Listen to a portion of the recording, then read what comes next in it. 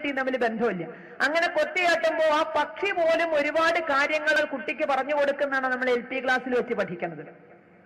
കണ്ണു വേണം ഈ രൂപൂറാം എപ്പോഴും, നാളെ ജീവിക്കുമ്പോ എങ്ങനെ വേണമെന്നാ തള്ള പക്ഷി പറഞ്ഞു കൊടുക്കുന്നത്.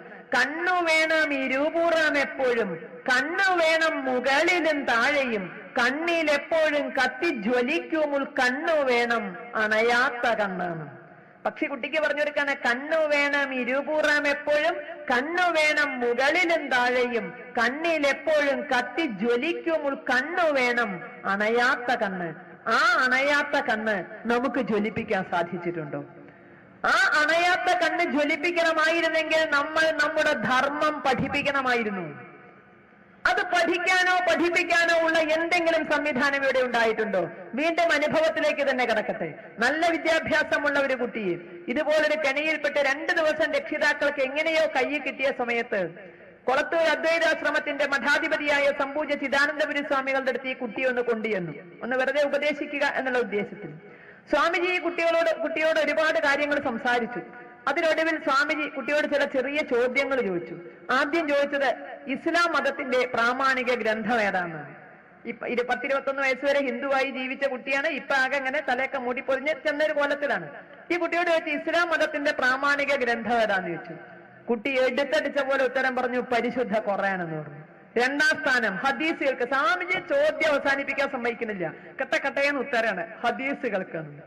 സ്വാമിജി ലേശം നിർത്തി അടുത്ത ചോദിച്ചു, ക്രിസ്തു മതത്തിന്റെ പ്രാമാണിക ഗ്രന്ഥം ഏതാന്ന് ചോദിച്ചു. അവിടെയും ഉത്തരം റെഡിയാ, ദ ഹോളി ബൈബിൾ. കാരണം കോൺവെന്റ് എഡ്യൂക്കേഷൻ കഴിഞ്ഞ കുട്ടിയാ.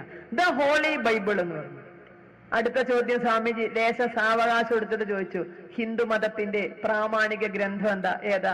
കഴിഞ്ഞ 10-21 കൊല്ലമായി ഹിന്ദുവായി ജീവിക്കുകയും അമ്പലങ്ങളിലൊക്കെ പോയി പരീക്ഷ പാസ്സാവണേ, പനി മാറ്റി തരണേ, അത് ചെയ്യണേ, ഇത് ചെയ്യണേ എന്നൊക്കെ പ്രാർത്ഥിച്ച കുട്ടിയാണ്. അപ്പൊ ആ കുട്ടിയോട് ചോദിച്ചു ഹിന്ദു മതത്തിന്റെ പ്രാമാണിക ഗ്രന്ഥം ഏതാന്ന്.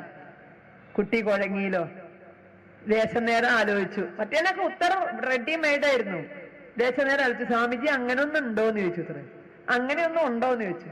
സ്വാമിജി പറഞ്ഞു അങ്ങനെയൊന്നും ഉണ്ട്, പറഞ്ഞേ പറ്റുള്ളൂ എന്ന്. ലേശം കൂടി ആലോചിച്ചു. ലേശം കഴിഞ്ഞപ്പോ ചിത്ര സ്വാമിജി ഒരു ക്ലൂ തരുമോ എന്ന് ചോദിച്ചു.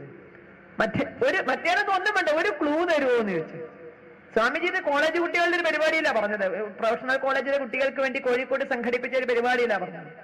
സ്വാമിജി പറഞ്ഞത് എന്റെ വലത്തെ കൈ ഇങ്ങോട്ട് പെരുത്തു വന്നു എന്നാണ്.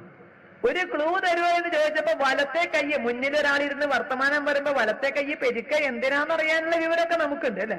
പക്ഷെ ഏത് പെരുപ്പും നിയന്ത്രിക്കാൻ കഴിയുന്ന കാവ്യ വസ്ത്രമാണ് ഞാൻ ധരിച്ചിരിക്കുന്നത് എന്നുള്ളതുകൊണ്ട് എന്നെ സ്വയം നിയന്ത്രിച്ചു എന്നുണ്ട്. സ്വാമിജി ക്ലൂ കൊടുത്തു, 2 അക്ഷരമേ ഉള്ളൂ, അറിവ് എന്നാണ് അർത്ഥം എന്ന് പറഞ്ഞു. കുട്ടി നേരത്തേക്കാൾ പരീക്ഷണയായി. നേരത്തെ വായി തോന്നി എന്തെങ്കിലും പറയാച്ചിരുന്നു, ഇപ്പൊ തന്നെ പറയണം. 2 അക്ഷരമേ ഉള്ളൂ, അറിവ് എന്നാണ് അർത്ഥം എന്ന് പറഞ്ഞു. കുട്ടി കുഴങ്ങി. കുറച്ചേരം കഴിഞ്ഞപ്പോ ചോദിച്ചു, സ്വാമിജി ഒരു ക്ലൂവും കൂടി തരുമോ എന്ന് ചോദിച്ചു. നമുക്ക് വല്ല ക്ലൂ പിടികിട്ടിയോ ഇതിന്ന് ഈ ഹൈന്ദവ സമൂഹത്തിന് വല്ല ക്ലൂ പിടികിട്ടിയോ? ആ ആധ്യാത്മിക ആചാര്യന്റെ കൈ പെരുത്തെങ്കില്, കാരണം കുട്ടിക്കിട്ട് കൊടുക്കാനാവൂലോ കൈ പെരുത്തിട്ടുണ്ടാവുക. ആ അടി കൊള്ളേണ്ടത് ആ കുട്ടിയല്ല, മുന്നിലിരിക്കുന്ന ആ കുട്ടിയല്ല അടി കൊള്ളേണ്ടത്. ആ അടി ആർക്കെങ്കിലും ഏറ്റുവാങ്ങാൻ അർഹതയുണ്ടെങ്കിൽ അത് എനിക്കും നിങ്ങൾക്കുമാണ്. അധ്യാപകരും രക്ഷിതാക്കളും അടങ്ങുന്ന ഇവിടുത്തെ സമൂഹത്തിനാണ് ആ അടി കൊള്ളാനുള്ള അർഹത. എപ്പോഴെങ്കിലും നമ്മുടെ ധർമ്മം പഠിപ്പിക്കാനുള്ള എന്തെങ്കിലും ശ്രമം നമ്മുടെ ഭാഗത്തുനിന്ന് ഉണ്ടായിട്ടുണ്ടോ? ഹൈന്ദവ ധർമ്മത്തെ ഇല്ലാതാക്കാൻ വേണ്ടി, ധർമ്മം പഠിപ്പിക്കാതിരിക്കാൻ വേണ്ടി തലയും കുത്തി നടക്കുന്ന രാഷ്ട്രീയക്കാരന്റെ പുറകെ പോയി ജയ് വിളിക്കുമ്പോ ഓർക്കണമായിരുന്നു നാളെ ഇതുപോലുള്ള ഗതികേടുകൾ വരുമെന്നുള്ളത്. ഒരു ബാലഗോകുലത്തിനൊരു കുട്ടിയെ പറഞ്ഞയക്കാൻ ഹിന്ദുവിന് ആരുടെയൊക്കെ സമ്മതം വേണം? ഇവിടെയുള്ള ക്ഷേത്രങ്ങളുടെ സമ്പത്ത് മുഴുവൻ കോരിക്കൊണ്ടുപോകുന്ന സർക്കാരിന് ഹൈന്ദവ മതപാഠശാലയെ പറ്റി ചിന്തയില്ല. മദർസകൾ ദത്തെടുത്തിരിക്കുകയാണ് ഗവൺമെന്റ്. കേന്ദ്ര ഗവൺമെന്റും സംസ്ഥാന ഗവൺമെന്റും കൂടി മദർസകൾ ദത്തെടുത്തിരിക്കുകയാണ്. കേന്ദ്ര ഗവൺമെന്റ് ലക്ഷങ്ങൾ മദർസകളുടെ മോഡിഫിക്കേഷന് വേണ്ടി കൊടുക്കുന്നു. മദർസ കുട്ടികൾക്ക് CBSE ബിരുദം കൊടുക്കുന്നു. മദർസ കുട്ടികൾക്ക് ഫ്രീ ആയിട്ട് ട്രെയിനിൽ കൺസെഷൻ കൊടുക്കുന്നു. മദർസയിൽ സയൻസും സാമൂഹ്യപാഠവും കണക്കും പഠിപ്പിക്കാൻ 6000-12,000 രൂപ നിരക്കില് അധ്യാപകരെ വെക്കുന്നു. ഇതൊക്കെ കേന്ദ്ര ഗവൺമെന്റ് ചെയ്യുന്നെങ്കിൽ മറ്റുള്ളവര് തേങ്ങ ഉടയ്ക്കുമ്പോ ഞാൻ ചിരട്ടെങ്കിലും ഉടയ്ക്കട്ടെ എന്നാ ചോദിക്കുക. അതല്ല, മറ്റുള്ളവര് തേങ്ങ ഉടയ്ക്കുമ്പോ ഞാൻ തെങ്ങെങ്കിലും വെട്ടണ്ടേ? കേരള ഗവൺമെന്റ് ഒരു പടിയും കൂടി മുന്നിലേക്ക് കിടക്കണു. 10 കൊല്ലക്കാലം മദ്രസയിൽ ഓതിയ മൊയ്ലിയന്മാർക്ക് 4000 രൂപ പെൻഷൻ. 4,000 പെൻഷൻ. ഇങ്ങനെയാണ് ഒരു മുസ്ലിം കുട്ടിയെ മതം പഠിപ്പിച്ചെടുക്കുന്നത്. എന്റെയും നിങ്ങളുടെയും നികുതി പണം എടുത്തിട്ടാണ് ആ മതം പഠിപ്പിക്കുന്നതെങ്കിൽ നമ്മൾ കൊണ്ടുപോയിരുന്ന നാണയത്തുട്ടുകൾ വാരിക്കൊണ്ടുപോകുന്ന ഗവൺമെന്റ് എന്തേ ഹൈന്ദവ മതപാഠശാലകൾ തുടങ്ങാത്തത്? എന്തേ ഹൈന്ദവ മതപഠനത്തിന് വേണ്ട പ്രാധാന്യം കൊടുക്കാത്തത്? ഇനി സർക്കാർ എടുത്തില്ല എങ്കിലും നമ്മളുടെ ഹൈന്ദവ സംഘടനകളുടെ ഭാഗത്തു നിന്ന് ശ്രമം ഉണ്ടായി. അതാണ് ഏറ്റവും വലിയ ബാലസാംസ്കാരിക സംഘടനയായ ബാലഗോകുലത്തിന്റെ പിറവി.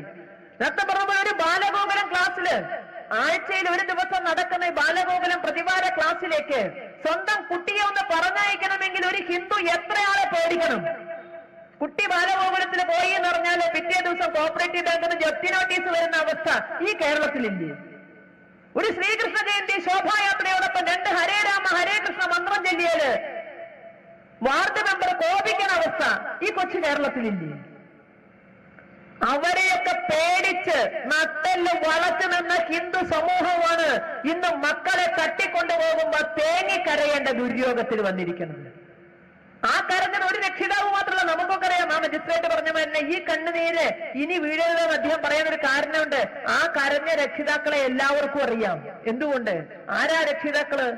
ഈ കുഞ്ഞിന് ഏതൊരു കുഞ്ഞാണോ എന്ന് തള്ളയും നന്ദിയും വേണ്ട എന്ന് പറഞ്ഞ അതേ കുഞ്ഞിന് തൊണ്ട വരണ്ടപ്പോ സ്വന്തം ജീവരക്തത്തെ മുലപ്പാലായി വായിൽ ഒറ്റിച്ചു കൊടുത്തവളാണ് ആ അമ്മ. ആ അമ്മ നമ്മളിൽ ഒരാളല്ലേ? നമുക്ക് പരിചയമല്ലേ?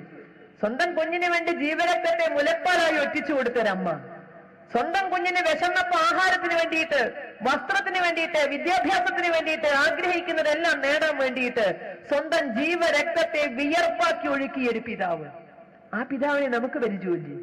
ആ ജീവരക്തത്തെ മുലപ്പാലായും ജീവരക്തത്തെ വിയർപ്പാക്കി ഒഴുക്കിയ രക്ഷിതാക്കൾ ഇന്ന് ജീവരക്തത്തെ കണ്ണുനീരാക്കിക്കൊണ്ട് സ്വന്തം ജീവിതത്തെ പഴിച്ചുകൊണ്ട് കഴിഞ്ഞുകൂടുന്ന സാഹചര്യം ഇവിടെ ഉണ്ടായിട്ടുണ്ടെങ്കിൽ അതിന് പ്രധാനപ്പെട്ട കാരണം ഹൈന്ദവ മതപഠനത്തെ അട്ടിമറിച്ചതാണ്.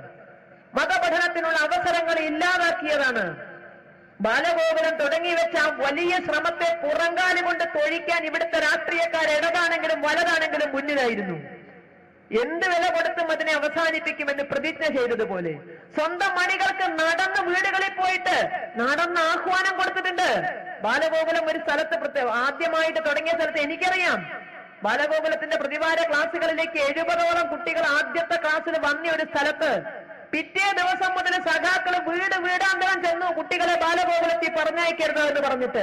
ഇന്ന് എവിടെ ഇവിടുത്തെ മക്കളെ തട്ടിക്കൊണ്ടുപോകുമ്പോ രക്ഷിതാക്കളെ കണ്ണുനീരൊലിപ്പിച്ച് നിൽക്കുമ്പോ എവിടെ സഹായഹസ്തം?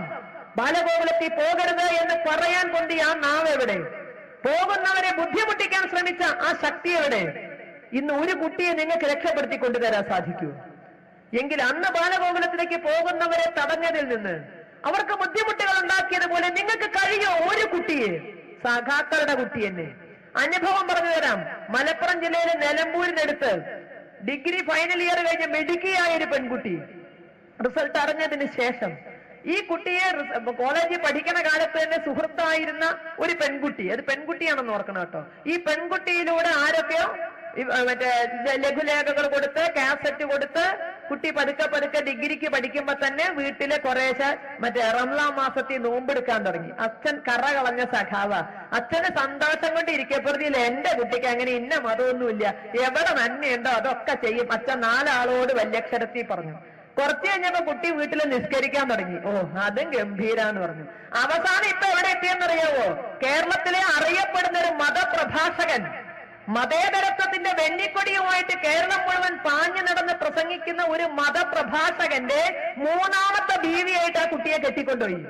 3ാമത്തെ ബീവിയായിട്ട് 2 നിലവിലുണ്ട്. 3ാമത്തെ ബീവിയായി അച്ഛൻ അക്കുരി പൊട്ടു നിന്നു. അച്ഛൻ സഖാക്കളെ സമീപിച്ചു, എന്തെങ്കിലും ചെയ്യണ്ടേ ചോദിച്ചു. ഓ ഇതൊക്കെ ഇപ്പൊ നമ്മൾ എന്ത് ചെയ്യാൻ, അതൊക്കെ അവരുടെ സ്വന്തം കാര്യമല്ലേ, നമ്മൾ എന്ത് ചെയ്യാനാന്ന് ചോദിച്ചു. അവസാനം തലയും കുമ്പിട്ട് ഹിന്ദു ഐക്യവേദിയുടെ പ്രവർത്തകരുടെ മുന്നിലേക്ക് ആ പിതാവ് വന്നത്, സർവവും തകർന്നു നിന്നത് ഇന്നെന്ന പോലെ ഞങ്ങൾ ഓരോരുത്തരുടെയും കണ്ണിലുണ്ട്. താൻ ഇത്രയും കാലം വിശ്വസിച്ച പ്രസ്ഥാനം തന്റെ മകൾക്ക് വേണ്ടി ഒരു ചെറുവിരൽ അനക്കി, അതൊക്കെ അവരുടെ കാര്യമല്ലേ? എങ്കിൽ ഈ ബാലഗോകുലങ്ങളിലേക്ക് പോകുന്നത് അതാത് കുട്ടികളുടെ സ്വന്തം കാര്യമായിരുന്നില്ലേ?